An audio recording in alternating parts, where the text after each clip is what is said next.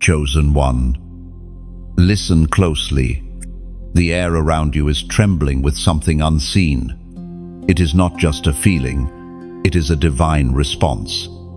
Heaven has been waiting for the sound of your obedience. And now that it has finally come, the atmosphere itself is shifting. The moment you whispered, "Yes, Lord," the gates began to move.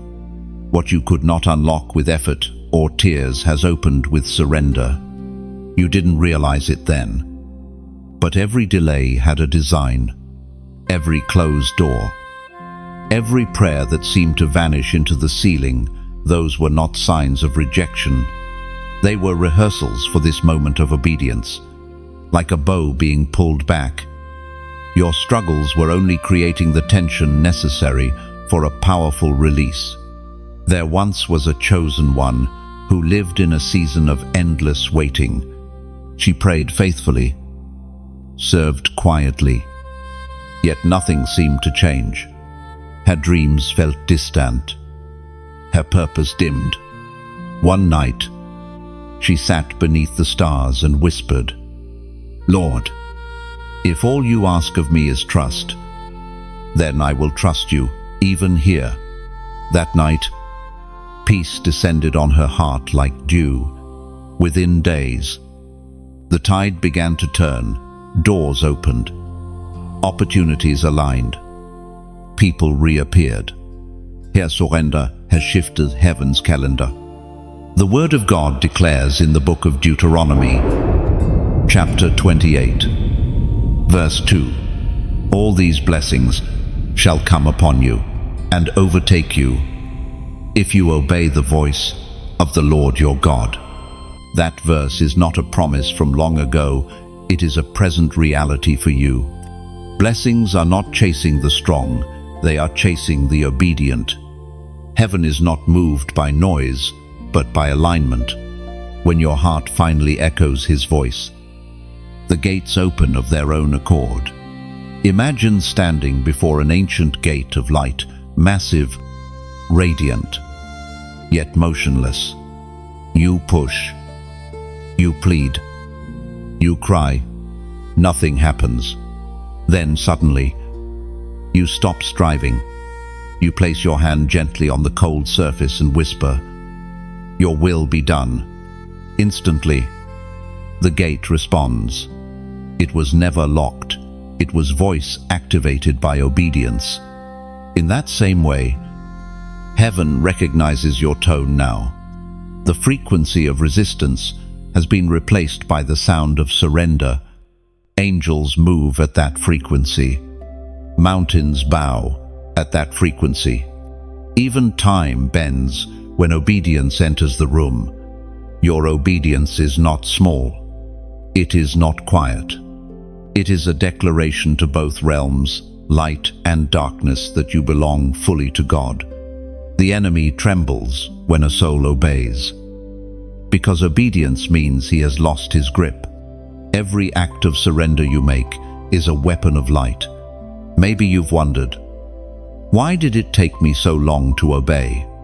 Because obedience grows in the soil of revelation. You cannot obey a God you do not trust, and trust is born through pain.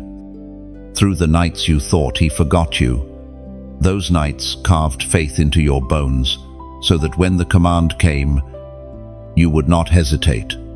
Look around your life now, the small shifts, the gentle signs, relationships mending, provision appearing in strange places, peace returning where chaos once lived.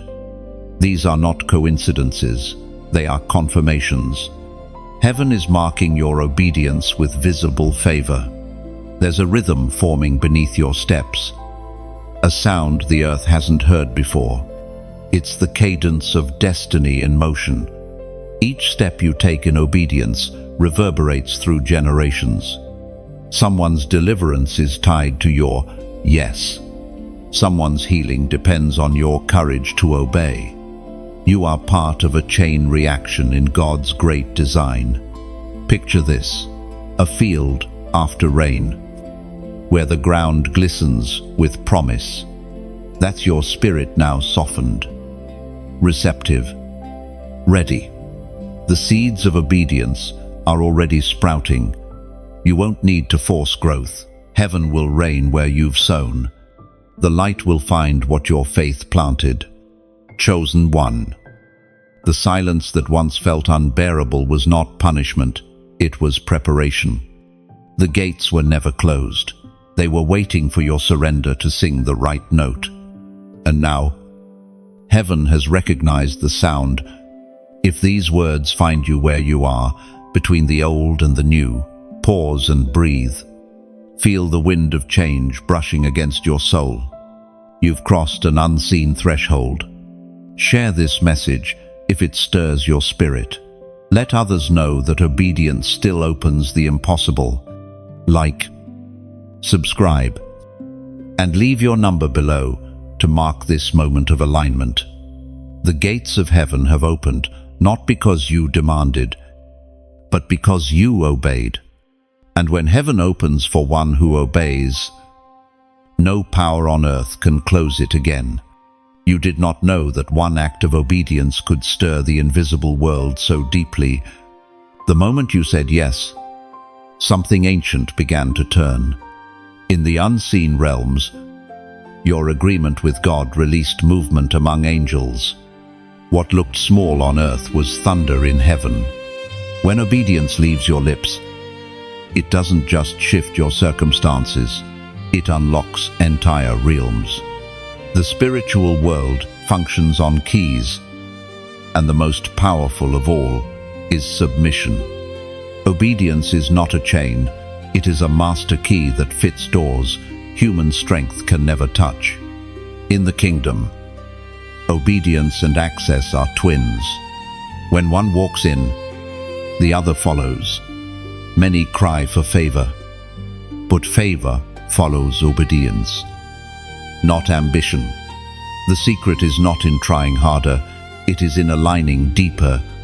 There was once a man, a chosen one in his own quiet way, who built ships in the desert. People laughed at him, mocked his strange obedience. Yet, when the first drop of rain fell, the same laughter turned to cries for entry. The ark was not built by understanding, but by trust. Like Noah, you are constructing something that will only make sense when the rain comes.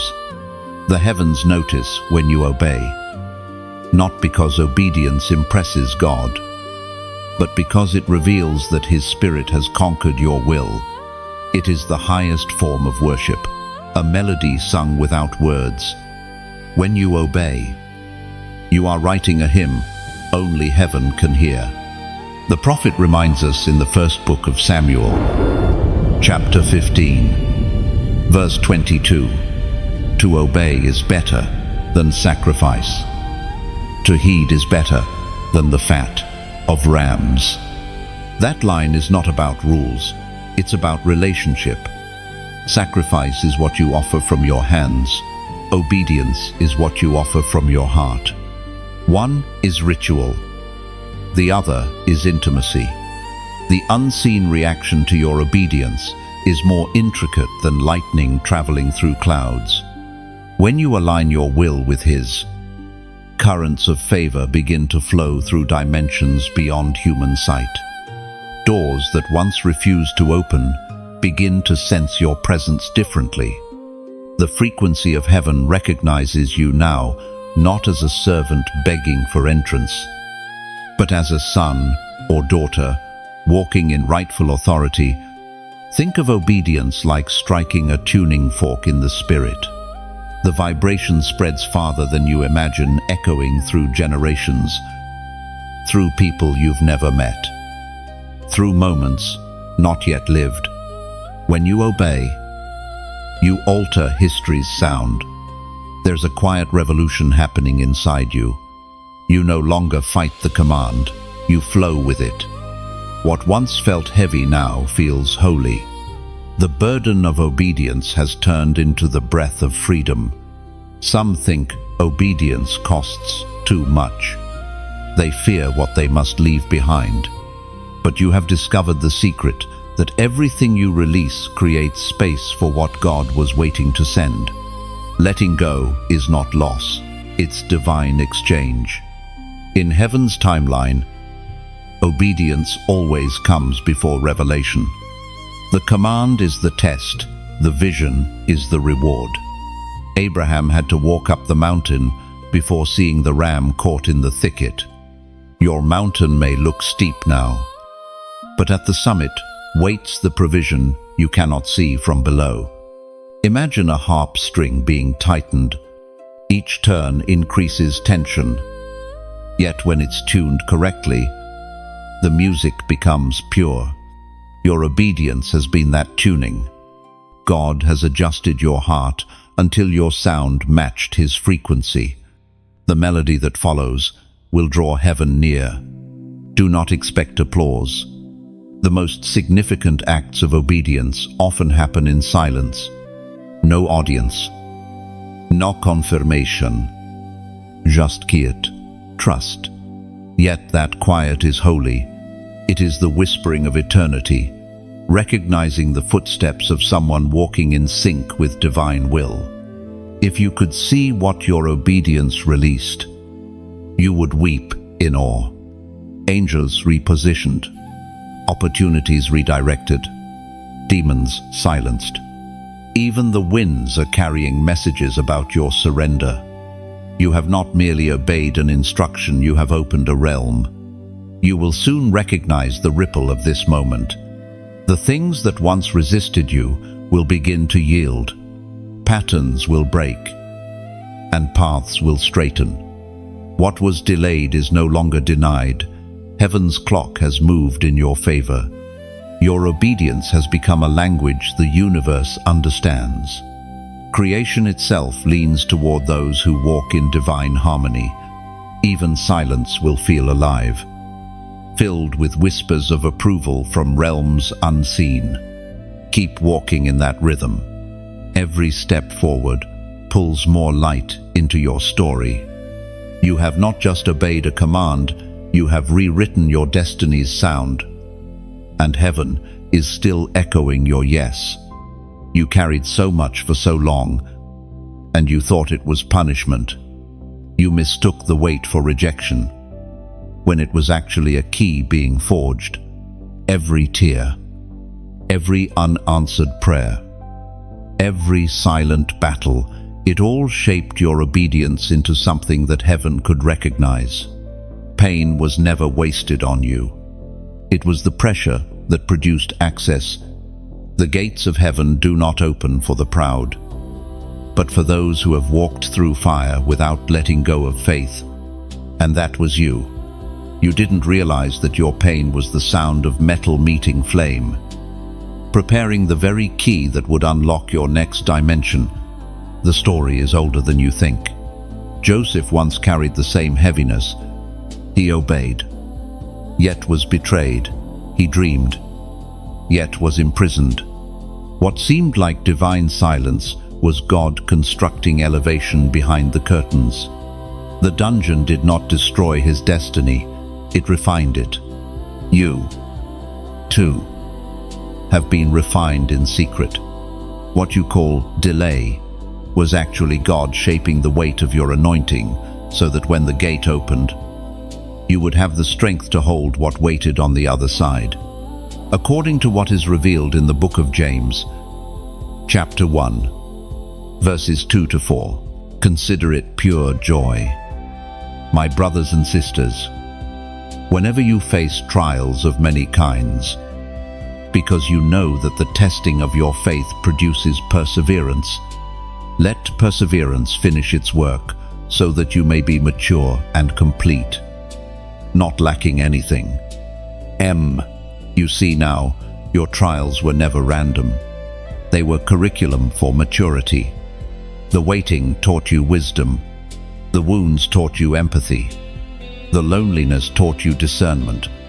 You did not lose time. You gained depth. Imagine gold being melted. At first, it screams as the heat increases. Yet the fire is not meant to destroy, it separates. The impurities rise to the surface and are skimmed away, leaving only brilliance behind. That is what God did with you. The pain was purification, not punishment. There was once another chosen one, a young man who thought he'd lost everything. His friends had left. His plans crumbled. His prayers felt unanswered. One night, sitting on a cold floor, he whispered, "If I can't see your plan, I'll trust your heart." That night marked his turning point. He didn't know it then, but heaven recorded that moment as his promotion. Within months, doors opened, not because of status, but because of surrender. Your story mirrors his. You have been misunderstood, even mocked for holding on to hope. But those who once doubted you will soon recognize that heaven never forgot your name. The gates opened, not because you fought harder, but because you refused to quit believing. There's a sacred beauty in surviving the storm without bitterness. You are standing now on the same ground that once buried you. That is resurrection, power proof that obedience can resurrect what pain tried to kill. Picture a garden after a wildfire. At first, it looks lifeless, blackened, ruined, but underneath the ash, seeds are still alive, waiting for rain. The first drops fall, and green begins to break through the gray. That is your soul right now, rising from ashes with new strength, new clarity, new purpose. Heaven is proud of your endurance. The weight you carried was not meant to crush you, but to crown you. You were carrying the raw material of glory. The scars you hide are the very places where light will shine through next. When people ask, "How did you survive?" you will tell them, "I obeyed even when I didn't understand." And that testimony will become the spark that ignites faith in others still wandering in darkness. Now pause for a moment. Reflect on everything you've overcome. Feel the quiet triumph of endurance. This isn't the end of your struggle. It's the proof that your spirit cannot be broken. Comment, "I'm still standing." Say it not as a slogan, but as a declaration of truth. Because the fact that you're still here, still listening, still believing is evidence that heaven is not finished with you yet. The weight you carried was not your downfall. It was your training ground. You didn't break under it. You were built by it. And now, the very gates that once seemed silent have opened to your perseverance. You were not buried. You were planted. The soil that once covered you was never a grave. It was a womb preparing resurrection. Everything that grew against you has now grown for you. This is why the gates opened, not by luck, but by design. Your faith in hidden seasons became the password heaven was waiting to hear. Every delay was destiny's rehearsal for revelation. Heaven has witnesses, and they rise when obedience takes root. You might not hear the sound, but the realm beyond sight does. The moment your obedience became action, the recorders of heaven, those ancient scribes, unseen by mortal eyes, leaned over their scrolls. They wrote your name beside the word faithful. Every obedient act echoes through eternity. Angels are not moved by words alone. They move at the sound of obedience. The instant you acted on what God whispered, the atmosphere shifted. Chains that once bound generations began to lose their grip. Heaven recorded that movement. It wasn't noise. It was a divine signal. There is a mystery in how heaven watches humanity. Scripture calls them witnesses, not spectators, but participants in the story of redemption. They do not watch for entertainment. They watch for alignment. when a chosen one like you finally yields to divine will. Heaven takes notice because obedience brings glory back to the one who sent you. The apostle reminds us in his letter to the Hebrews, chapter 12, verse 1. Therefore, since we are surrounded by such a great cloud of witnesses, let us throw off everything that hinders and the sin that so easily entangles, and let us run with perseverance the race marked out for us. Those witnesses are not mere memories, they are living records. Every step you take in faith adds another verse to heaven's ongoing song of redemption. Abraham's faith is part of that melody, as is Ruth's loyalty, David's repentance, Esther's courage, and Mary's surrender. And now, your obedience joins that chorus. Picture it, a vast hall of light where time folds into eternity. Every act of faith shines as a spark within that hall. When you obeyed, another flame appeared. It didn't flicker, it blazed. The witnesses turned their gaze, and heaven's rhythm quickened. You became part of the legacy heaven calls the lineage of the obedient. There was once a woman who thought her obedience was unnoticed. She served quietly, prayed unseen, and gave from her lack. No audience applauded. Yet, in heaven, her name was engraved beside the faithful. Years later, the fruit of her obedience appeared in her children, her community. Her Generation. What she planted in secret bloomed in eternity. That is how heaven measures greatness, not by fame, but by faithfulness. What you do in private, what you sacrifice in silence, becomes radiant in the courts above. The world may miss it, but heaven never does. When you finally obeyed, heaven did not merely observe it, celebrated. The recorders wrote, the angels moved, and the witnesses rose. It was not a quiet moment. The sound of your surrender became part of heaven's soundtrack. The same rhythm that plays whenever a soul chooses divine will over self. Think of an orchestra hidden behind a curtain. Each instrument represents a life, a story, a choice. Most play faintly, uncertain of their part. But when obedience enters, a note rings out that ties the entire melody together. Your yes did that. It made sense of heaven's music again. You might ask, why would heaven notice me? Because obedience is rare. In a world chasing its own voice, one soul that bends to God's whisper becomes a revolution. Your obedience is evidence that heaven's kingdom is still advancing through hearts that listen. In spiritual terms, obedience creates movement in multiple realms at once. In the natural, you may have just made a decision or taken a step.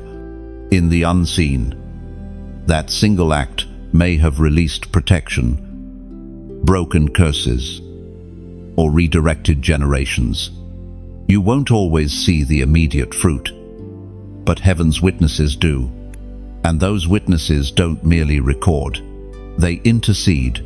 They add your obedience to heaven's prayer, asking that your perseverance never waver, that your faith remain aflame until the very end.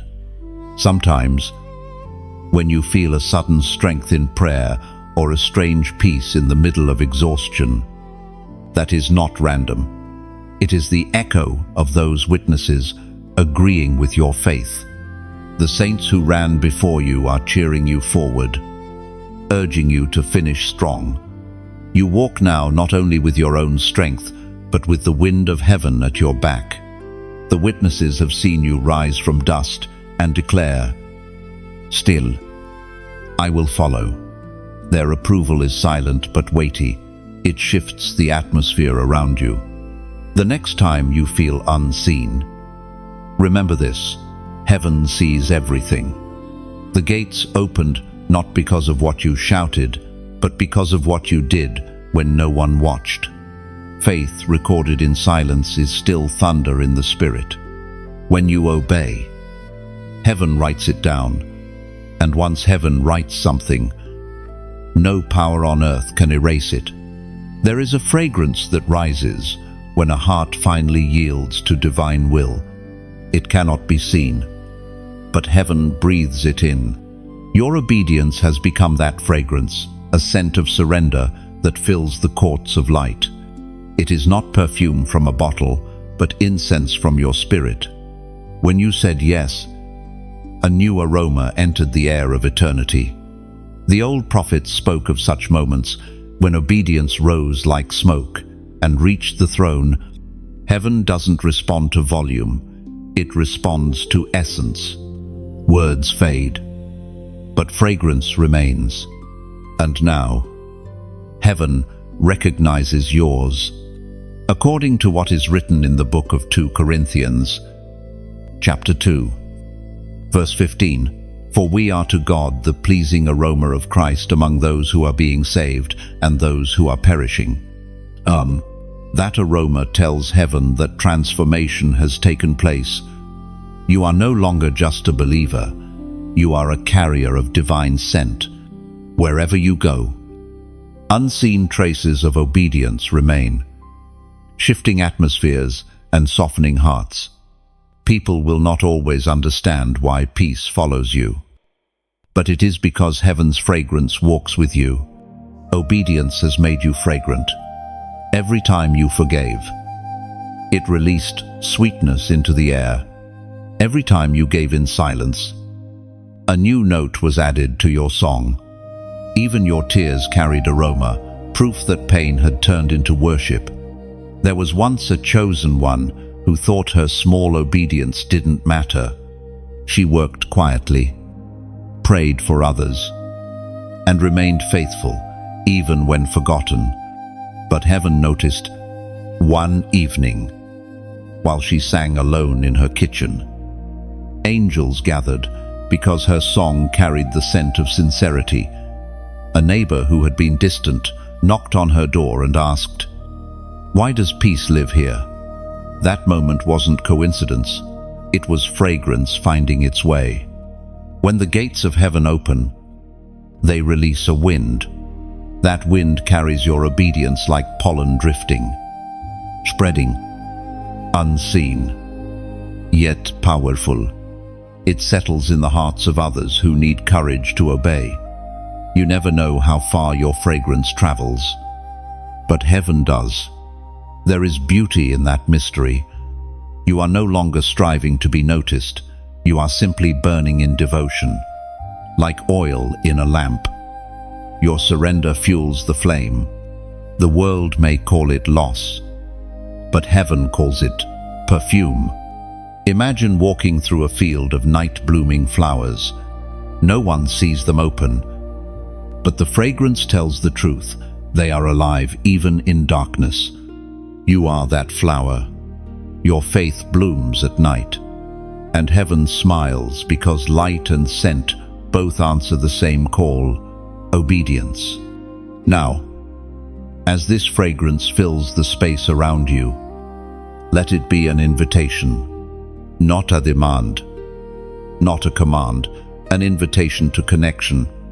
When you feel the pull in your spirit, it is heaven reminding you that what you've just heard isn't entertainment, it's communion. If these words have stirred something gentle inside you, don't silence it. Let the feeling linger. Sometimes the most sacred response isn't loud, it's an act of quiet agreement. Maybe that agreement looks like a simple gesture of acknowledgement. Maybe it looks like sharing the fragrance that reached you, passing it along to someone else who might need the same reminder. To like is more than a click. It's a silent nod to heaven saying, "I received this scent." To share is to uncork the bottle, allowing others to breathe what you have breathed. To subscribe is to say, "Let the fragrance continue to find me." These are not demands. They are invitations to remain near the altar of words, where obedience still burns bright. Like a lantern releasing fireflies into the night sky, each act of obedience sends glowing embers upward, small lights that rise until they disappear into heaven's vast horizon, and the fragrance follows them, telling the universe that faith still lives here. Let this message rest in your spirit, the way incense lingers in a room long after the flame has gone out. Even when you close your eyes tonight, the scent of surrender will stay with you. You are learning that obedience is not a heavy command. It is a beautiful aroma that draws heaven close. The fragrance of your life has reached the throne, and heaven has responded not with thunder, but with tender wind. You are no longer just standing before the gates. You are walking through, leaving trails of sweetness behind for others to follow. Every act of faith releases another note in heaven's symphony. Your obedience plays quietly, yet the echo fills eternity with the perfume of devotion and trust. You have become the melody of surrender, a living fragrance drifting through eternity's corridors, proof that love, once surrendered to God, never fardis. The gates of heaven respond to obedience, and when they open, they do not open quietly. Something shifts in the unseen, a vibration that carries your name. You may not hear it with your ears, but your spirit does. It feels like a sudden calm, a stillness charged with movement. Heaven has leaned toward you again. Your obedience has changed the frequency of your life. The same doors that once refused to move now recognize your touch. The air around you feels different because heaven's current flows through you. Where resistance once stood, there is now alignment. It began the moment your heart aligned with His voice, when your actions matched your faith. The gates, ancient, deliberate, immovable, responded. You didn't need to force them. They responded to recognition. Heaven knows the sound of genuine surrender. It's the same sound that made seas part, chains break, and dry bones live again. The ancient words recorded in the book of Psalms, chapter 24, verse 7. Declare, lift up your heads, you gates, be lifted up, you ancient doors, that the King of Glory may come in. That is not a verse about geography, it's about posture. The gates rise when hearts bow. When pride lowers, heaven lifts. When surrender replaces control, doors that seemed eternal begin to move. There was a man, once another chosen one in his generation, who stood before countless closed doors. Every effort failed. Every prayer seemed to echo back, unanswered. But one night, he prayed differently. He didn't ask for openings, he asked for alignment. Lord, he whispered, teach me to move with you, not ahead of you. Within weeks, opportunities that had ignored him for years began to find him. Heaven had not changed, his frequency had. You see, heaven's gates are not barriers, they are mirrors. They reflect what stands before them. When you stood in striving, they stayed closed. When you stood in obedience, they opened wide. Imagine standing before massive gates carved from light. Every detail glows with stories of ancient faith, Moses' trust, Ruth's loyalty, Elijah's courage. As you approach, they remain still. But then, from within your chest, humility rises like incense. You whisper, not my will, but yours. And suddenly, the gates breathe. They open, not outward, but inward, pulling you closer into divine presence. The opening is not only about access, it's about identity. When heaven opens for you, it confirms who you've become.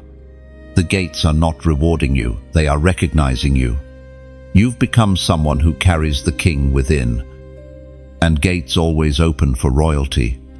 Obedience is the passport that grants entry into realms you didn't even know existed. It doesn't make God love you more. It lets you see how much He always did. Sometimes the opening isn't loud, it's gentle. You feel it in conversations that turn in your favor, in peace that returns after chaos, in timing that suddenly makes sense. The gates are living. They respond to divine timing, not human force. What happens next is sacred. When heaven opens, light doesn't just descend, it multiplies. You will find that everything once dark now glows faintly. Paths that were hidden become visible. People begin to notice something different about you, though they can't name it. They're sensing open heaven above your life. Even creation responds to open gates. Favor flows. Creativity awakens. Wisdom sharpens. The invisible becomes tangible. You start to walk in rhythm with heaven's heartbeat, steady, purposeful, full of grace. But don't misunderstand, open gates are also invitations. They don't only let you in, they call others through you. You've become a doorway for light. The same grace that lifted you will soon flow through you to lift others. So, take a breath. Feel the air shift. The gates have recognized you. The sound of your surrender still hums in the air like the echo of a song long remembered. You are not waiting for access anymore. You are standing in it. If this message finds its way into your heart, take a quiet moment to acknowledge it. Sometimes heaven waits for your agreement. Comment 1111. That number is not random, it represents alignment. Divine order. The moment when heaven's design and your obedience finally walk in step. By commenting it, you're not performing an act of superstition, you're marking a moment of recognition. It's a seal of acknowledgement that the gates have opened and you intend to walk through them. The gates of heaven have heard you. Chosen one. They have lifted not because you demanded entry, but because your heart finally sang the note heaven has been waiting for. Every gate that opens in heaven draws the attention of darkness. The moment divine access begins, resistance rises. The battle at the threshold is not punishment, it is confirmation. What stands against you now is only fighting because it knows you've already crossed the unseen line. You might wonder why struggle returns right after breakthrough. It is because every new level of light exposes the shadows still hiding nearby. The enemy cannot stop what God has ordained, but he will try to shake your confidence in it. He knows that doubt can close what disobedience once sealed, but you have learned too much to turn back now. This war is subtle. It often appears as ordinary fatigue, as small discouragements, as quiet whispers, questioning whether the gates were truly open at all. That is how the threshold feels beautiful, but heavy. Every step forward demands focus, not fear. Think of a door made of wind, invisible, shifting, alive. To pass through it, you must keep walking, even when you can't see its frame. If you stop, it solidifies again. But if you trust the movement, you walk through what others cannot. That is faith at the gate. The word of the Lord, as recorded in the book of Ephesians, chapter 6, verse 13, declares, "Therefore put on the full armor of God, so that when the day of evil comes, you may be able to stand your ground. And after you have done everything, to stand. That word isn't only about fighting external enemies, it's about standing firm when invisible pressure surrounds you. You don't need to swing wildly, you just need to stay standing. Heaven fights beside those who refuse to fall back. There once was a woman who felt like she was losing everything after her obedience. She thought, "Did I misunderstand God? If this was a reward, why does it hurt?" But what she didn't see was that her obedience had exposed the works of darkness that once thrived in secrecy. The conflict wasn't proof of failure, it was proof of light. Within months, what once oppressed her broke completely, and peace returned in full. The battle at the threshold always comes dressed as confusion. It's the enemy's last attempt to drag you back into delay. But every distraction loses its power when you keep your gaze fixed on what God said, not on what fear suggests. Imagine standing at dawn, where the sky is both night and day. Shadows still linger, yet light is winning. That's what this stage feels like. It's transition, not defeat. The darkness is loudest just before it loses its territory. You may feel tired, but fatigue is not failure.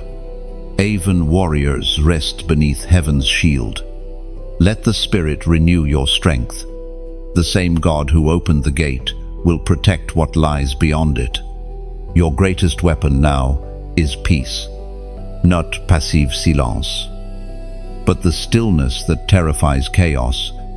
When storms rise, peace stands tall. The enemy expects you to panic. Instead, you remain calm, and the winds lose direction.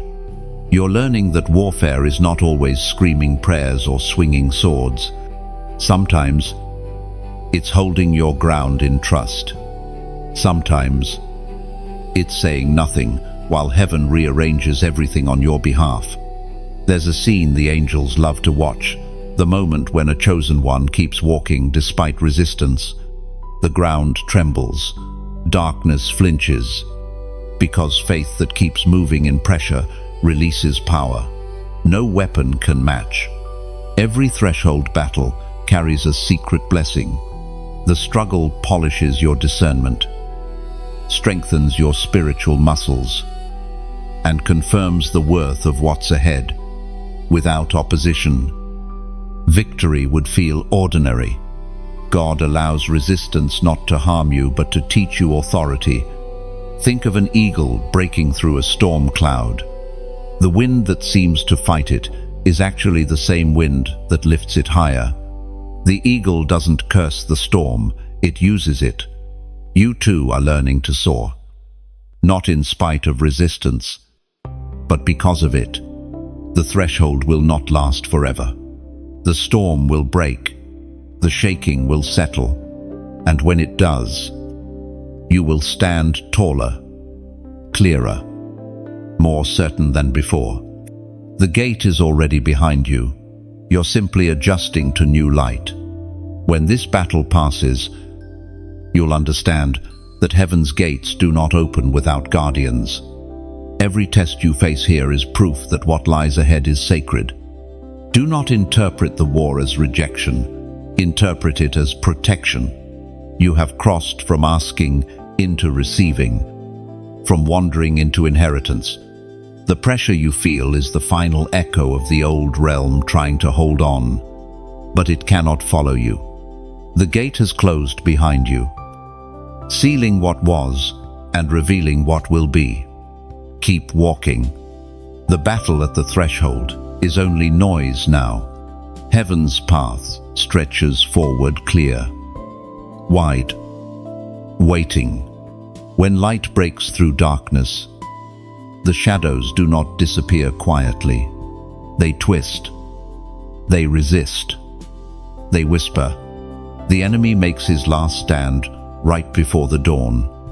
You have felt this pressure, the strange heaviness that comes after obedience, the sudden doubts, the unexpected obstacles. But this is not regression. It is confirmation that something has shifted. The enemy does not waste energy on what poses no threat. The resistance you face is not about what you did wrong, it's about what you did right. Every obedient step is a declaration of ownership. Territory once claimed by fear now belongs to faith. That is why darkness panics. It knows it is losing ground. As the prophet wrote in the book of Nahum, chapter 1, verse 7, "The Lord is good, a stronghold in the day of trouble, and he knows those who trust in him." And this verse holds a promise and a secret. The promise: God himself becomes your fortress when opposition rises. The secret: he recognizes the scent of trust. Heaven knows who has chosen to stand, even when trembling. You have become familiar with the enemy's pattern, how he strikes hardest when the miracle is nearest. He cannot undo what God has decreed, so he tries to distort your perception. His weapon is not always destruction, it is distraction. But you are wiser now. You've learned to discern between movement and noise. Remember Job, how the darkness surrounded him after obedience, how the enemy tested the depth of his devotion. Yet in the end, his double portion proved that loss was only temporary. Every season of resistance becomes soil for restoration when trust holds firm. There was a chosen one who walked through this very pattern. After years of waiting, his breakthrough finally came. But with it came attacks he hadn't faced before. Old fears resurfaced. Friendships broke under pressure. Resources dried up overnight. He felt betrayed by timing itself. Yet one morning, while reading scripture, he understood this was not sabotage, it was purification. Heaven was teaching him how to handle favor without fear. The greater the light, the sharper the contrast. When God lifts you, he allows you to see what was hiding in the corners. Sometimes that clarity feels like conflict, but it's actually cleansing. He doesn't reveal to shame you, he reveals to free you. Think of a sunrise over the sea. Before the first light pierces the horizon, the waves thrash violently as night loses its grip. The chaos isn't endless, it's a signal that morning is inevitable. Your current resistance is that final storm before the calm. Every plan of darkness has an expiration date. The enemy may roar, but he cannot rewrite what God has already sealed. Even his fury must serve divine purpose. The same sword he raises to harm you becomes the blade that cuts your chains. And yet, the fight is not about power, it's about perception. When fear whispers, "You're losing," heaven is actually whispering, "You're advancing." You have to choose which voice you'll believe. In this season, God is not removing every challenge, he's revealing your authority over them. You are learning to command peace, not just pray for it. You are discovering that resistance is not the end, it's the training ground for dominion. Picture yourself as a mountain. Storms beat against you. Clouds wrap around you. Lightning cracks across your face. Yet the mountain does not move. It endures, knowing that every storm eventually becomes water that feeds the valleys below. Your trials will become someone else's strength. The enemy's last stand is not a victory, it's desperation. His noise is the sound of losing control. Every time you choose faith over fear, you remind him that heaven's gates have already opened for you. So when opposition rises again, do not panic. Recognize it for what it is, the final echo of the old life fading away. You're not being attacked, you're being announced. The shaking around you is the trumpet of transition, and when the storm quiets, you will see what it was protecting: clarity, peace, stability, purpose. What the enemy meant for intimidation, God turned into revelation. You are no longer merely surviving the enemy's last stand, you are watching his retreat. Every breath you take now is victory's proof. Stand tall, chosen soul. The horizon is brighter than the night is loud. Every battle you've faced has been heaven's classroom, shaping courage from chaos. What once tried to break you now becomes the very ground where victory grows. The storm is ending. You're standing in sunlight now, breath steady, heart steady, gates wide, destiny clear. The darkness retreats before your calm. There is a moment in heaven when the scrolls are opened and names shimmer with divine recognition. Every act of obedience, every whispered prayer, every tear surrendered in faith is written there, not as history, but as testimony. Your name has been recorded among the faithful.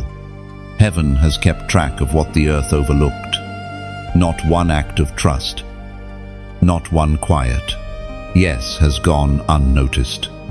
The scroll with your name is not a metaphor, it is a record of your endurance, a document of your devotion, sealed by the hand of the Almighty. According to what is revealed in the book of Malachi, chapter 3, verse 16, those who feared the Lord spoke with each other, and the Lord listened and heard them. A scroll of remembrance was written in his presence. That is your scroll, a living testimony that heaven has listened. You thought no one heard your late-night prayers, but they echoed in the throne room. You believed your quiet sacrifices faded into obscurity, but they became ink on sacred pages. Heaven writes in faith, not fame. Imagine that scroll unrolling in the light. Each line glows with moments. You forgot times, you forgave. Times you gave. Times you trusted when everything in you wanted to quit. Angels stand as witnesses while heaven reads aloud the evidence of your faithfulness. In that reading, there is no condemnation, only celebration. Heaven remembers your almosts, your not yets. You're still believing. Your name is not written in dust, but in light. And light cannot be erased. There was once a woman who felt invisible in her obedience. She worked quietly, helping others build their dreams while her own seemed delayed. One evening, she felt prompted to pray again, even though she felt nothing, as she whispered words of surrender. Heaven inscribed her name a little deeper. Weeks later, what she thought was forgotten suddenly bloomed. A long-awaited answer arrived, not as reward, but as recognition. Heaven hath remembered. The same is true for you. Nothing you've done in obedience has vanished. The scroll keeps growing. It carries your journey, the times you stood firm, the days you cried but kept walking, the nights you believed without evidence. You have become a living record of trust. Think of your obedience as a constellation. Each moment of faith shines like a star, alone. One seems small, but when heaven connects them, a divine picture emerges, the story of your redemption, visible even to angels. When the scroll with your name opens, heaven sees more than deeds, it sees transformation. You are not who you were when this began. You have been refined, matured, and strengthened. The old version of you no longer exists. and that too is written in the record. Even the enemy knows of your scroll.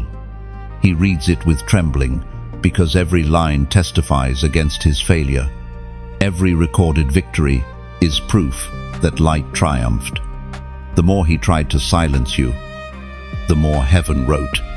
There's a fragrance that rises whenever that scroll is opened, a mixture of oil and fire, the scent of perseverance.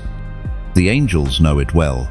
It means another chosen one has endured the refining and stepped fully into destiny. You are part of a living archive of obedience stretching across eternity. Heaven doesn't forget, because what's written in light becomes eternal. Your scroll is not closed yet. More pages are waiting, blank and bright. Heaven still listens, still writes, still watches you grow. Every new step of faith adds another line, another witness, another note in heaven's melody of remembrance. So pause now. Feel the holiness of this truth. You are seen. You are recorded. You are remembered. Comment, I'm remembered. Do it as a seal. A moment of agreement with what heaven has already written. It's not about the words, it's about awareness. Let this simple act remind you, your faith has never gone unseen. Every page written about you in heaven glows brighter tonight. The ink of obedience shines eternally, and your name remains etched in light. Every generation has a few whose faith becomes fragrance and record, and now you are among them. Heaven's library carries your sound, your obedience documented as eternal worship. When you doubt your worth, remember, light has memorized your name. You are not another soul drifting through time. You are a verse in heaven's living scroll. That's why remembrance matters. It isn't nostalgia, it's evidence. When the next storm comes, heaven will read your record again, and the gates will open once more. Not out of pity, but recognition of proven faith. There comes a moment when heaven whispers one word over a soul, mine. That word changes everything. It is not a title earned through performance. It is a covenant spoken through grace. When God calls you His, the very fabric of creation adjusts around that truth. The covenant of the chosen is not written on paper. It is engraved upon hearts that have survived fire and still worship.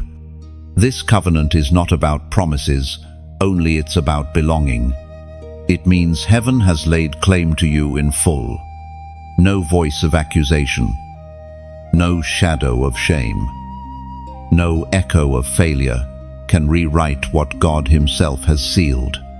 When the Creator says, "You are mine," even the stars seem to pause in acknowledgement. As written in the book of Isaiah, chapter 43, verse 1, "Fear not, for I have redeemed you. I have called you by name. You are mine." That verse is not a distant comfort. It is a living decree. Every syllable carries ownership, protection, and eternal affection. You are not wandering. You are wanted. You are not overlooked. You are owned by heaven's love. There was a chosen one who once struggled to believe this.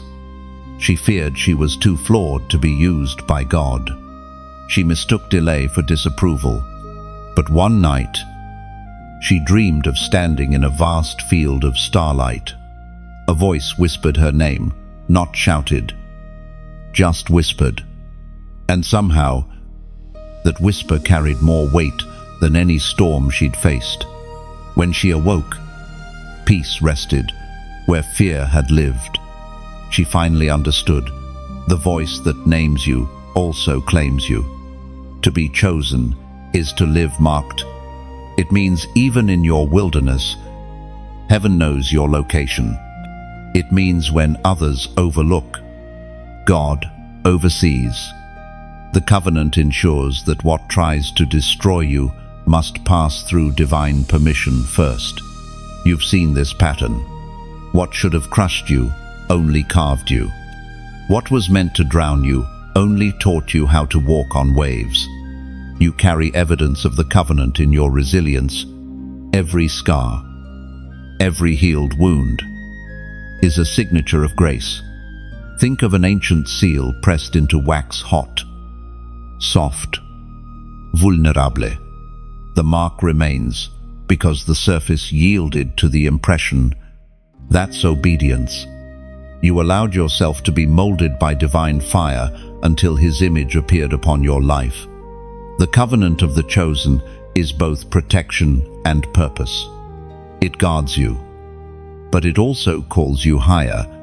It's not a fence, it's a fortress with open gates, inviting you to live boldly within its safety. And here lies the quiet beauty of this covenant. It turns ordinary lives into living invitations. You become evidence that surrender is not loss, it is divine ownership. Your story becomes perfume drifting through time, guiding others toward their own yes. Now, as these words find you, take a breath. Feel how belonging changes the air. You don't have to fight for validation anymore. You are already sealed, already known, already loved. The covenant covers you like sunlight through stained glass light, passing through color, creating beauty out of what once seemed broken. This is the part where many would demand your response, but heaven doesn't demand, it invites. If your heart feels stirred, let that feeling lead you, not through obligation, but through resonance.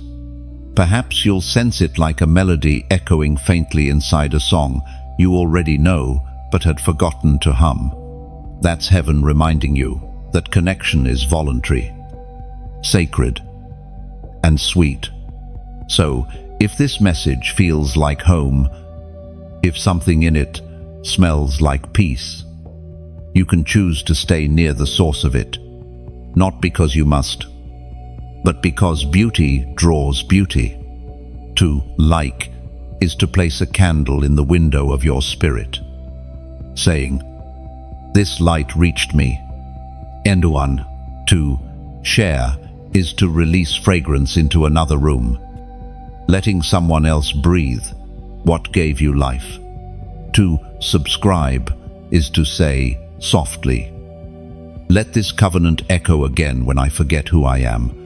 And one, each act is voluntary, not demanded. These gestures are petals falling from your heart into the river of connection, small, beautiful, and free. The covenant has already been written. Your choice to remain near it is worship. Every moment you engage, you affirm what heaven already decided. You belong. So walk gently now, with that knowledge glowing within you. The King has called you His own. Heaven has spoken your name. You are no longer seeking where you fit. You are resting where you were always meant to be. You are marked by eternity's ink, carried in the memory of heaven itself. Wherever you go, that covenant hums quietly within you, reminding creation that you are already claimed, already crowned, already loved. When the gates opened and heaven called your name, it was not the end of the story. It was the beginning of a new way of walking. Access means responsibility. You are no longer standing before the threshold, trembling and waiting. You are inside, moving among promises that have come alive. This is what it feels like to walk through open gates. At first, the air feels strange. It is lighter, but carries weight of purpose, of calling, of destiny unfolding. You realize that the journey ahead requires a new rhythm. You can't walk like before, talk like before, or think like before. Obedience gave you access, but awareness keeps you aligned.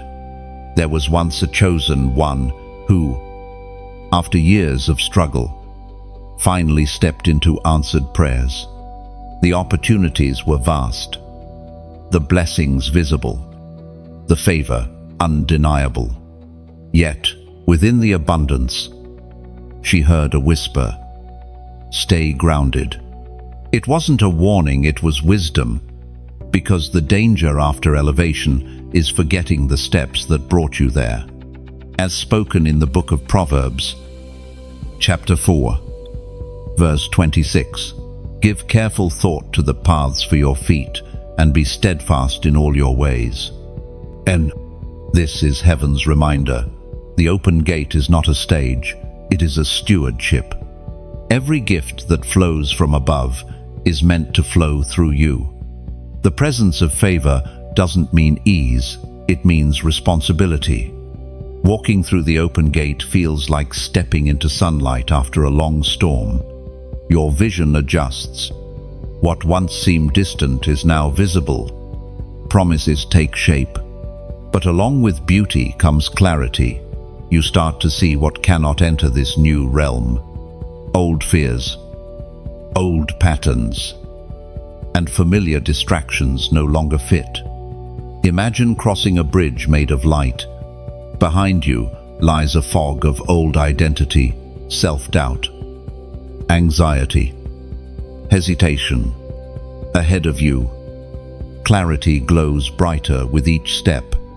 The bridge hums under your feet, alive with unseen power. Every step forward is a statement. I choose alignment over comfort. You have not arrived at a finish line, you have entered a divine classroom. Every step through this realm teaches you something new about partnership with God. You are learning to listen, not to panic at silence, to trust the rhythm of divine timing. There is a sacred danger in success. It can seduce you into self-reliance. That is why heaven teaches the newly promoted how to walk in humility. The higher the elevation, the deeper the roots must grow. When you remember who opened the gate, you will never mistake favor for ownership. Sometimes you'll feel the tension between what you gained and what you must guard. Heaven's gifts attract attention, some from admiration, some from envy, some from spiritual opposition. But remember, the same hand that opened the gate will shield what it entrusted to you. You will notice a shift in how you perceive time. Waiting once felt endless. Now every moment feels purposeful. Even delays are different. They are pauses for preparation, not punishment. You've entered a dimension where faith and foresight work together. As you walk, you'll begin to understand that peace is not the absence of movement, but the presence of direction. Every step forward creates ripples, tiny waves that travel far beyond your awareness. Someone else's awakening may be hidden inside your obedience. Walking through open gates also reveals the cost of calling. There will be moments of solitude, moments where others can't follow. You'll want to explain, to justify, to bring everyone along. But the gate was sized for one at a time. The path of purpose is narrow, not to restrict, but to refine. You may feel unworthy of where you stand. That's natural. Every soul who steps into the light feels small at first. But that humility is holy. It keeps your heart soft, your eyes open, your steps steady. Remember, heaven opened this gate not as a reward for perfection, but as recognition of obedience. You didn't earn access, you responded to grace. And grace continues to carry you now. When doubt tries to whisper, let gratitude answer. When fear rises, let faith speak. When you wonder why you were chosen, let the memory of your journey remind you that obedience always births purpose. You are walking not as one invited temporarily, but as one established permanently. The light ahead is not fleeting, it's home. So keep walking through this open gate, steady and aware. Every breath you take now is sacred. Every step divine. You are inside the promise. And heaven is watching with quiet joy as you learn how to move within answered prayer. When heaven opens its gates, it does not just release light, it releases atmosphere. You begin to breathe in a realm where favor is tangible, where mercy feels like morning dew resting on your skin. The air of this place is not ordinary. It carries the scent of completion, every unanswered prayer, every long night of faith, every moment of surrender gathers here as fragrance. This is the atmosphere of divine reward. But reward in the kingdom is never just things, it is transformation.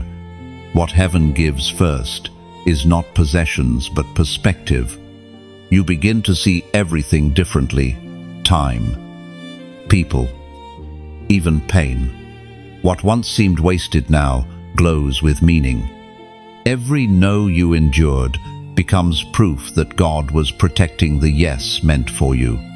There was a chosen one who entered such a season. After years of waiting, doors began to open with unexpected ease.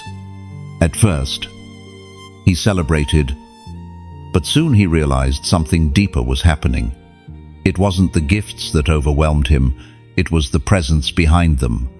He had become so accustomed to surviving that he forgot what it felt like to simply receive, and in that realization, he wept. Heaven's reward wasn't about gain, it was about rest.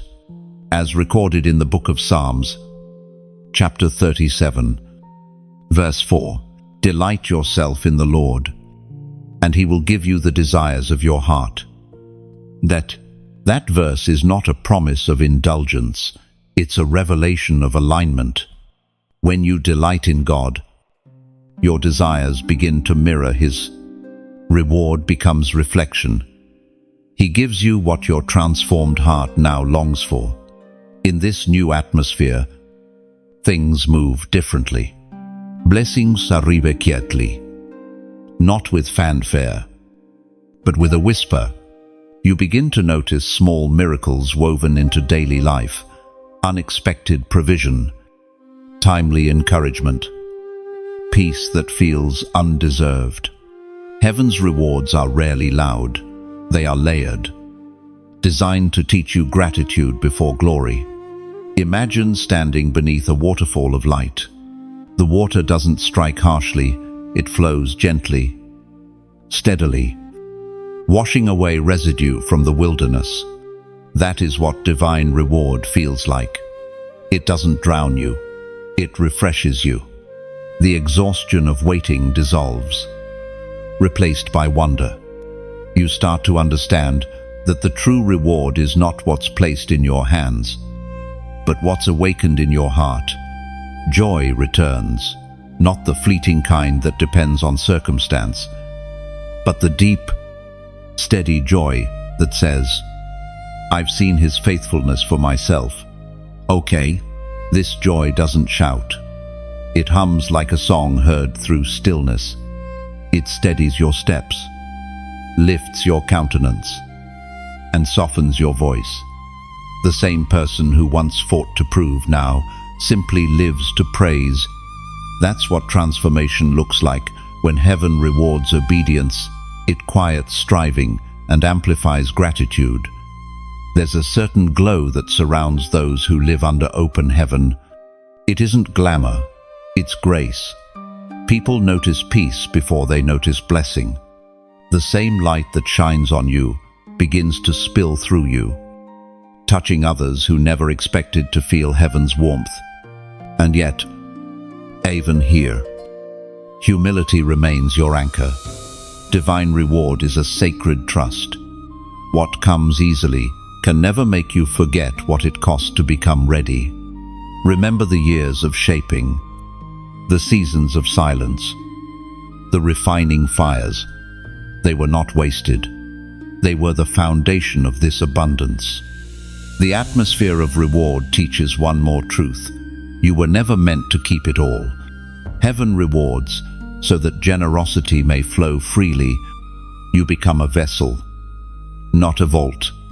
The blessings that stay in motion remain alive. The ones you hoard lose their fragrance. Look around you now. The signs of reward are already unfolding. The timing, the opportunities, the peace, all of it is heaven's gentle applause for your perseverance. Pause here. Let this atmosphere settle on your spirit. Breathe in grace. Exhale gratitude. Feel the weight of fulfillment without fear of losing it. You are walking beneath favor's flow, and it will not run dry. If this word stirs a quiet recognition in you, mark the moment, not with noise, but with a symbol. Comment 7,777. That number speaks of completeness, of cycles fulfilled, of heaven's perfection reflected on earth. Writing it is more than an action, it's agreement. It's your way of saying, I've seen his goodness, and I trust his rhythm. You have stepped into the atmosphere of divine reward, not as a guest, but as a resident. Heaven's gates remain open, and the fragrance of grace lingers wherever you go. The number 7,777 is not a charm, it is a code of completion. A reminder that every season has found its purpose. It marks divine fullness, heaven's rhythm, aligning perfectly with your obedience. Something shifts the moment heaven entrusts you with more. It isn't about status, it's about stewardship. The reward of obedience is not rest from purpose, but the transfer of new responsibility, a new mantle. It settles upon your shoulders quietly, not with trumpets, but with weight. You sense it before you see it. This is the mantle transfer, the silent coronation of the faithful. Mantles are never given randomly. They pass through obedience, not ambition. They belong to those who have proven they can carry glory without seeking credit. You have become one of them. The years that broke you were actually shaping your shoulders to bear the weight now placed upon you. As spoken in the second book of Kings, chapter 2, verse 13, he picked up the mantle that had fallen from Elijah and went back and stood on the bank of the Jordan. Oh, that moment between Elijah and Elisha was not just succession, it was inheritance through surrender. Elisha didn't chase fame, he followed faithfulness. He watched, served, and waited until heaven decided he was ready. The mantle fell not because Elijah died, but because Elisha lived rightly. The same principle applies to you now. You once prayed for impact, for significance, for a life that mattered. Heaven heard it. But instead of immediate promotion, you were sent through years of obscurity. That was not delay, it was training. You learned how to hear God in the silence, how to stay when leaving felt easier, how to serve when no one was clapping. Those lessons became the lining of your mantle. Imagine a cloak woven from threads of light and shadow. Every trial added texture. Every triumph added shimmer. Now it rests on your shoulders, fitting perfectly, not too heavy, not too loose, because heaven tailors mantles through process, not shortcuts. This new authority is quiet, but it changes everything. When you speak now, the spiritual atmosphere listens. When you pray, results shift faster. When you move, others follow without knowing why. The mantle announces your assignment even before you do. But with this power comes sacred caution. The mantle does not belong to you. It flows through you. It is heaven's garment, borrowed for purpose. You must handle it with humility.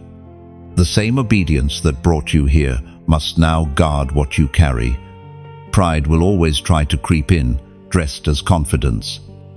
But discernment will remind you that glory must always return upward. There was a chosen one, a man who once led quietly behind others. He served without recognition for years, always content to be second. When his mentor's season ended, something in the spiritual realm shifted. He felt an invisible cloak rest over him, and suddenly his prayers began to move mountains. But he never forgot what his mentor taught. Authority is not noise, it's alignment. He lived by that truth, and heaven multiplied his impact. That's how mantles work. They amplify character, not ego.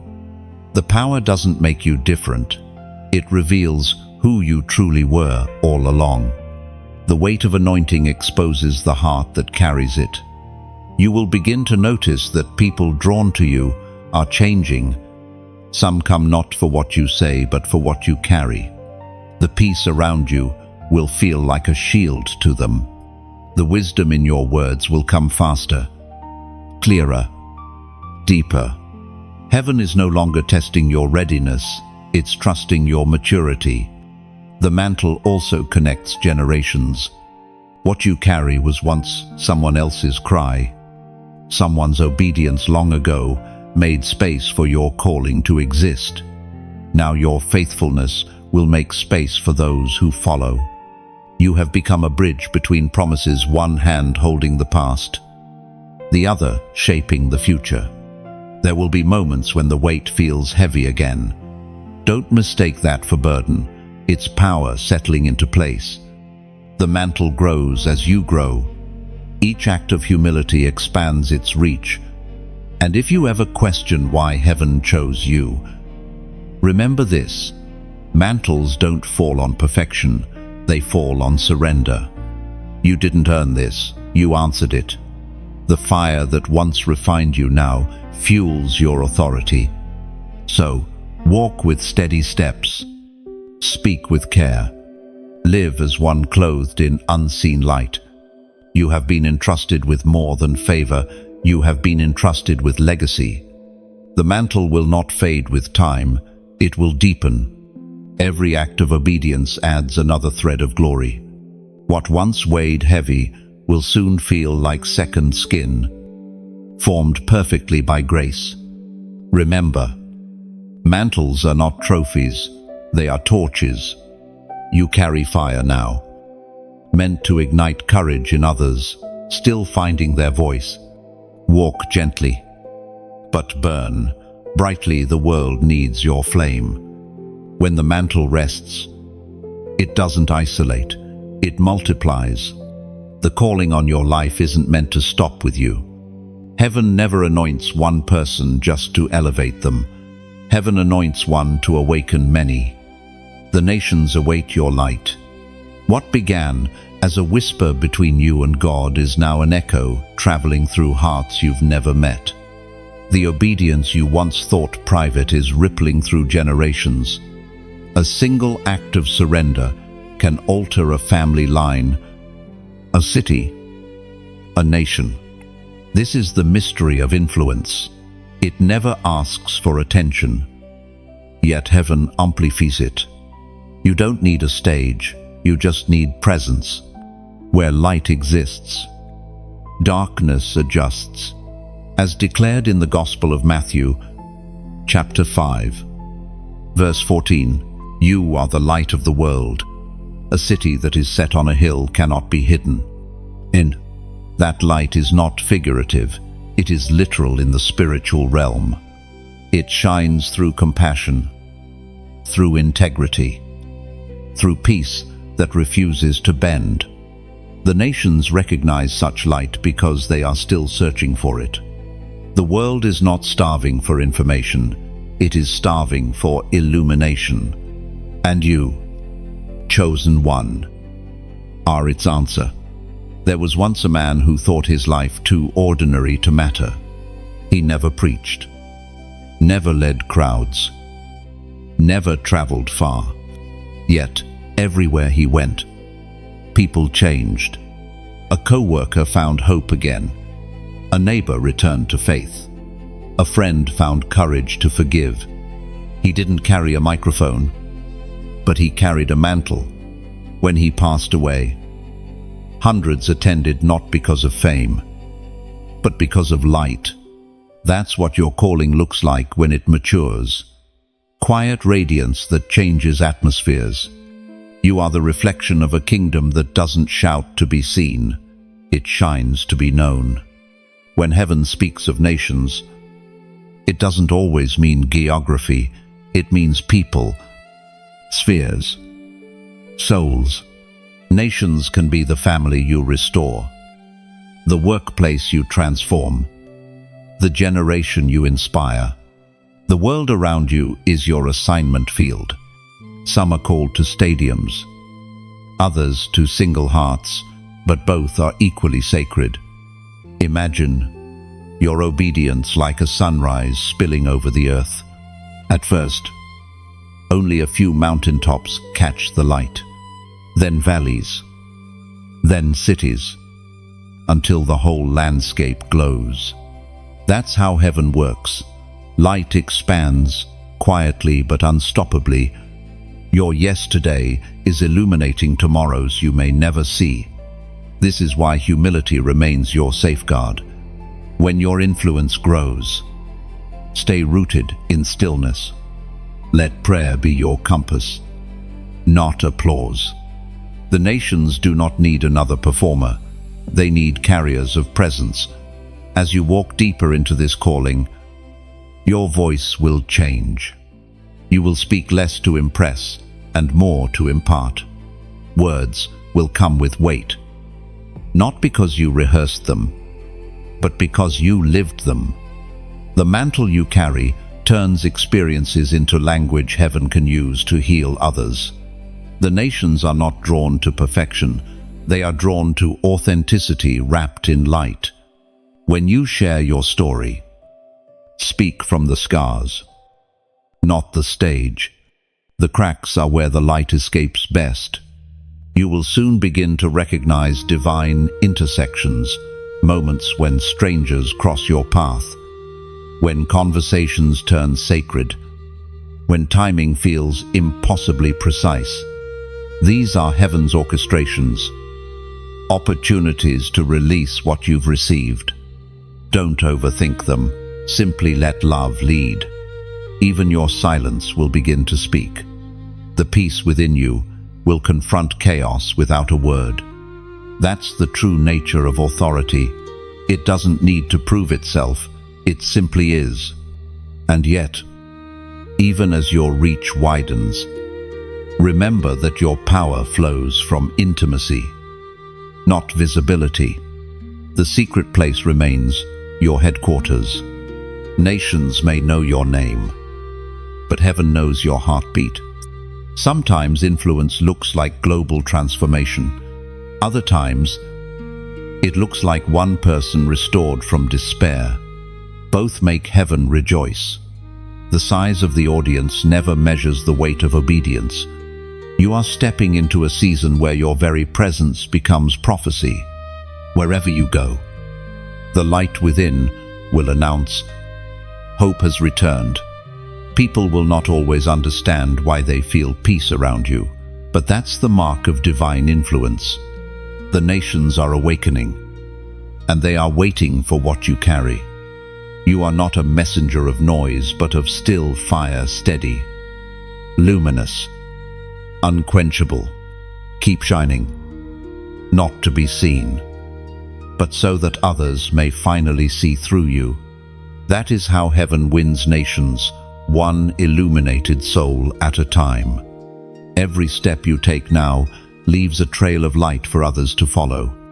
The darkness cannot erase what has been ignited. It can only move aside. Your obedience has become a map for awakening. Wherever your light travels, hearts will remember heaven's warmth and find their way home again. The heavens watch in stillness when a soul finishes a divine assignment. The moment your obedience ripens into completion, a crown begins to form, not one of gold, but of glory.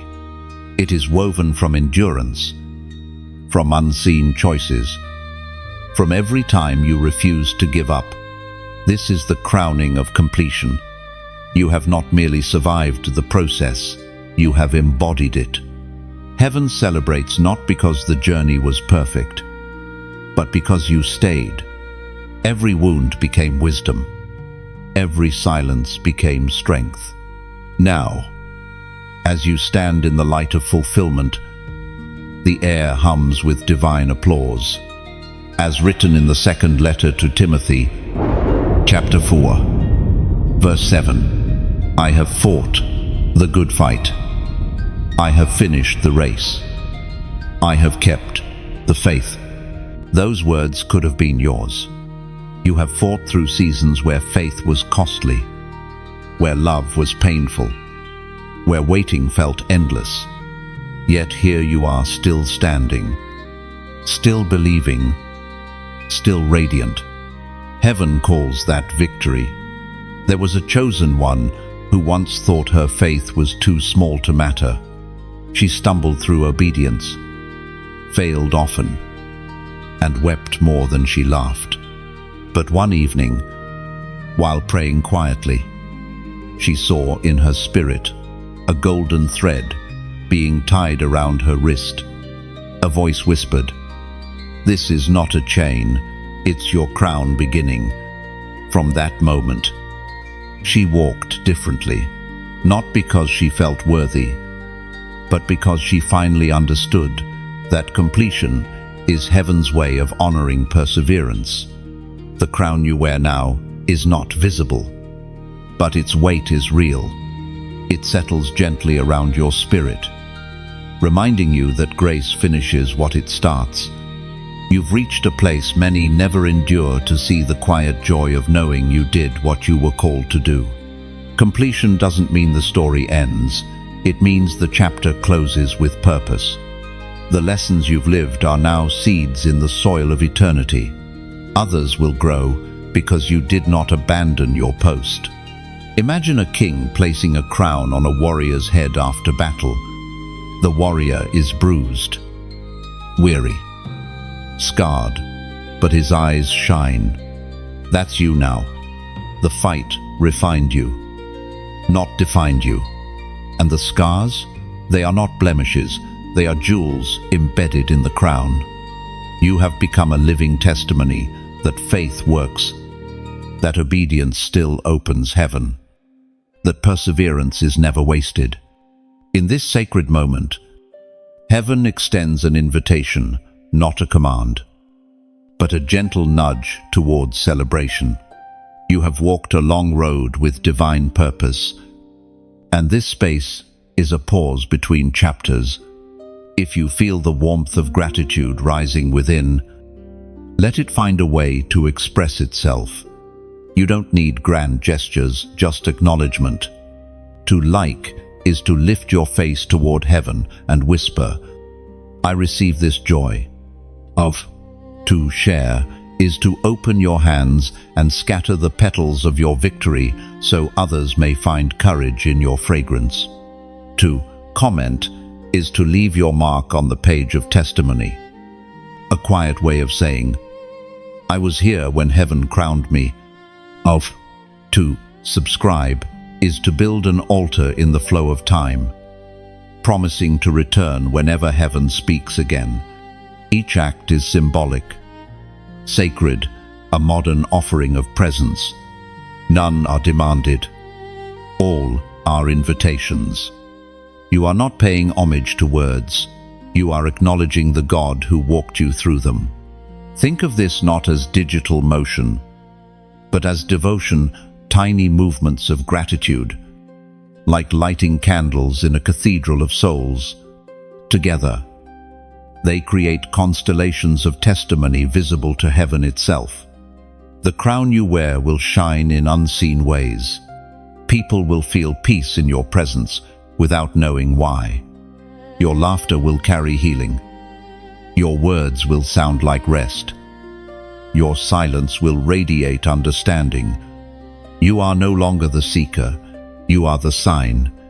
Completion isn't quiet because heaven is done with you.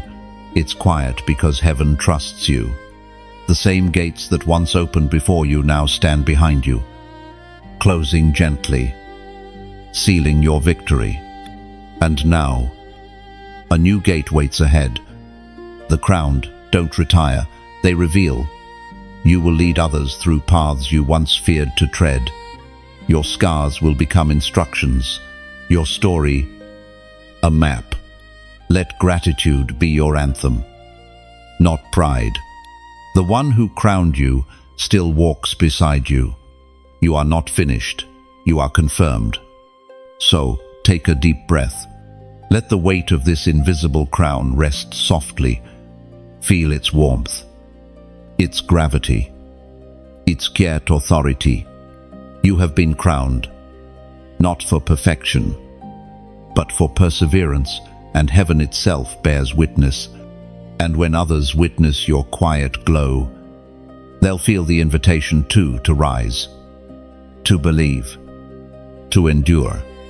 Your crown will remind them that surrender always leads to resurrection.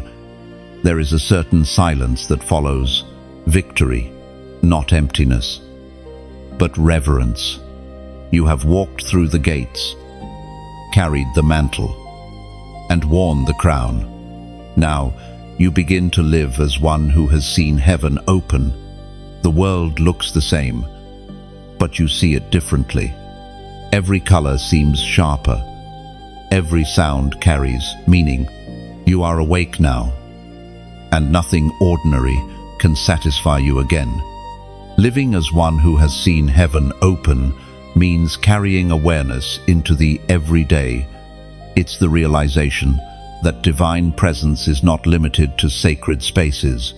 It lingers in traffic lights, in whispered prayers, in laughter shared at a table. You begin to notice God in places where you once felt alone. There was a chosen one who learned this lesson after years of striving. She had chased encounters, miracles, signs, but after her breakthrough, she discovered that God was not louder, just nearer. She saw him in small details, the rhythm of her breathing, the grace in another's kindness, the unexpected peace that followed storms. The revelation changed her forever. She stopped chasing moments and started carrying presence. According to what is written in the Gospel of John, chapter 1, verse 51, you will see heaven open, and the angels of God ascending and descending upon the Son of Man.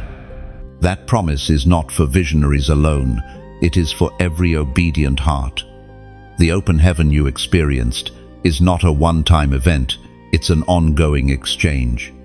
The angels ascend with your worship and descend with God's response. Every time you choose faith over fear, that ladder of light glows brighter. To live under open heaven is to walk in constant dialogue with the divine. Your thoughts become prayers, your silence becomes song. You no longer wait for sacredness, it finds you. Even your rest becomes an act of worship.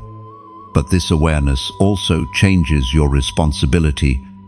When you walk as one who has seen heaven, you represent its culture, the way you speak, forgive, and love becomes a reflection of the realm you've glimpsed.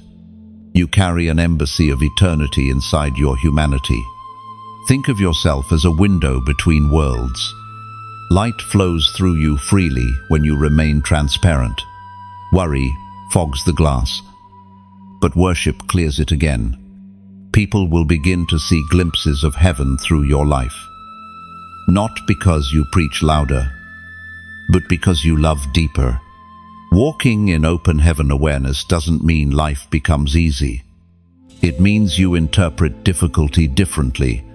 When challenges arise, you no longer panic, you pause, knowing heaven has not closed.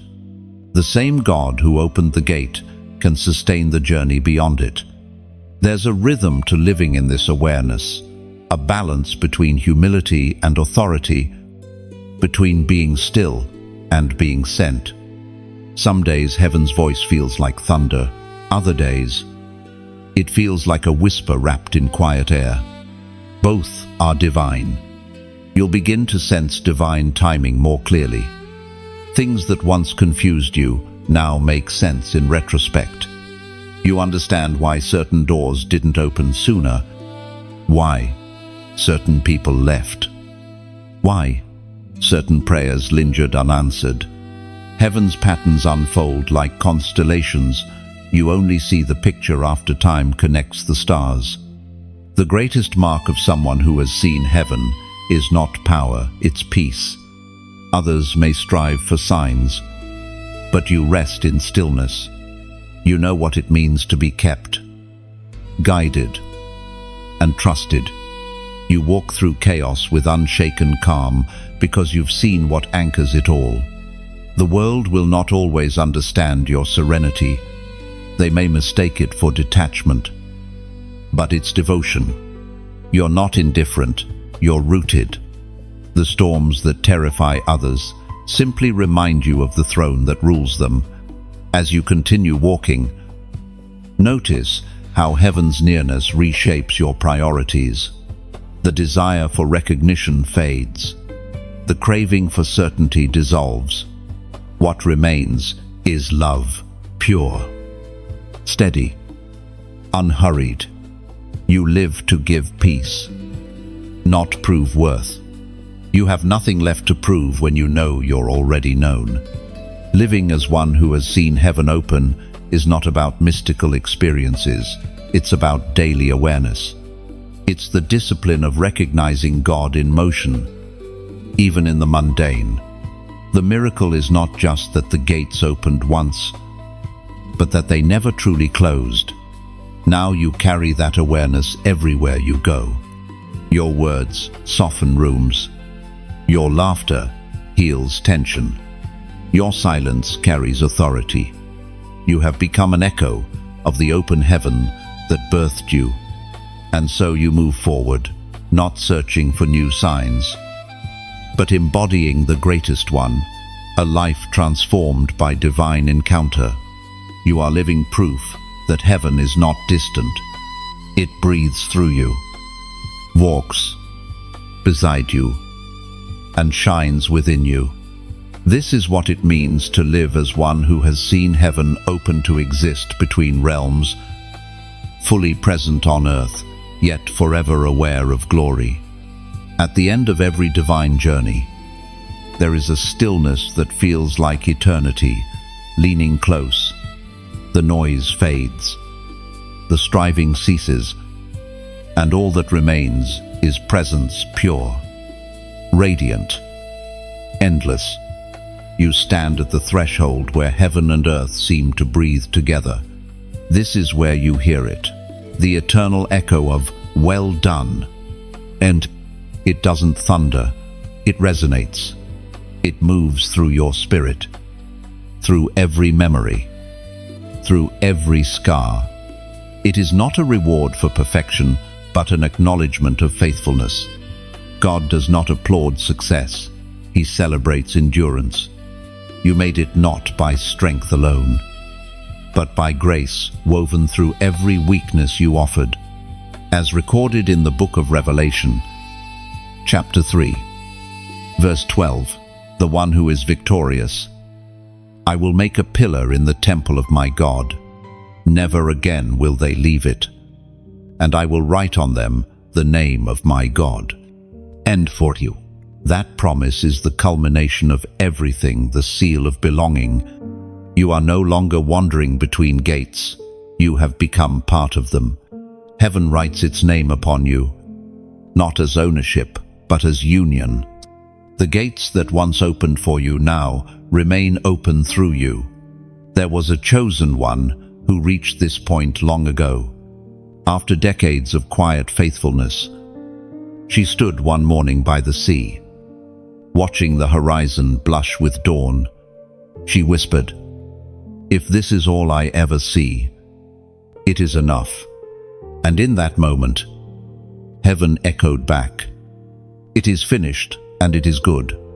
The waves seemed to agree, rolling softly, carrying her prayer into the deep. You have come to that same horizon. The storms behind you have calmed. The winds that once opposed you now carry your voice farther than ever before. You stand not as a survivor of chaos, but as a steward of peace. The light you carry is steady, unhurried, eternal. At this point, there are no more lessons to learn, only truths to remember. You were never abandoned. You were never disqualified. Every valley was preparation. Every battle instruction. Every silence a test of recognition. Now, as you stand here, you understand that the goal was never achievement. It was transformation. Imagine a temple of light stretching endlessly upward. Each column shines with the memory of those who endured. Their faith has become architecture, and among them, your name gleams not carved in stone, but living, breathing, glowing. You have become part of heaven's design. The words, "Well done," are more than affirmation, they are invitation. Heaven is not merely applauding your obedience, it is welcoming your essence into alignment with eternity. You are no longer working for approval, you are living from it. Here, peace no longer visits, it abides. Joy no longer flickers, it burns constant. The presence of God no longer feels near or far, it simply is. You have learned the greatest secret of all, that heaven's greatest reward is not what you receive, but who you become in the presence of divine love. And yet, even now, heaven still dreams through you. Eternity does not end, it expands. You will continue to inspire, to intercede, to guide others walking the path you once walked. Your voice, once trembling, now carries steady authority born from experience. The light within you will call to lights yet unlit. This is legacy, not something you leave behind, but something you release into motion. The ones who follow will walk in your footsteps without knowing your name. Yet they will feel your faith in the wind, your courage in the echoes of time. Every story heaven writes becomes a note in its eternal song. Yours is not a solitary verse, it is a bridge between generations. What began as struggle has become symphony. What began as obedience has become worship. The words, "Well done," do not close your story, they open it wider. Eternity is not a finish line, it's an awakening. You will live forever in the rhythm of God's delight, surrounded by light that never fades and love that never ends. So, stand still now. Listen. The sound that fills the air is not applause, it's agreement. Heaven and earth saying together, "Yes, this one was faithful. Your journey was not easy, but it was holy. You walked through fire and came out gold. You waited in silence and found song. You obeyed, and heaven opened. Now, with peace resting where striving once lived, you lift your face toward eternal dawn. The light welcomes you, not as a guest, but as family. The voice that called you at the beginning still calls now, not from afar but from within. And as you take your next step into eternity, The final words resound across time and space, soft, eternal, unshakable. Well done, chosen one. Welcome home. Then, the journey completes its circle here, not as an ending, but as a breath held between worlds. The gates that once opened before you now remain forever ajar. Heaven still listens. The same voice that called you at the beginning whispers again, not for instruction this time, but for communion. You have walked through surrender, silence, warfare, and revelation. You have seen how obedience builds gates, how faith turns delay into direction, how love endures even the fire meant to consume it. Now, you stand not as a seeker, but as a carrier of divine light. You are living proof that grace always finishes what it starts. There is beauty in this stillness. The heavens are not applauding you, they are harmonizing with you. The rhythm of your life has become part of heaven's own pulse. Wherever you go next, that music follows. Every word you speak, every act of kindness, every breath of gratitude, it all continues the song. If this message has stirred something in you, let that stirring become reflection. Let gratitude rise like morning light through an open window, and if you feel a quiet nudge to respond, let it be gentle, sacred, free. To like is to whisper, "This light reached me." To share is to extend the flame, allowing its warmth to touch another heart. To comment is to leave a footprint in eternity, saying softly, "I walked through this moment too." To subscribe is to keep the conversation with heaven open, to stay connected to the current of divine reminders waiting beyond this day. Each act is your echo back to heaven, a simple way of saying, "I am still listening." The story doesn't close here. It continues wherever you carry the light. Heaven's gates remain open, and your life will keep shining as one of its brightest reflections.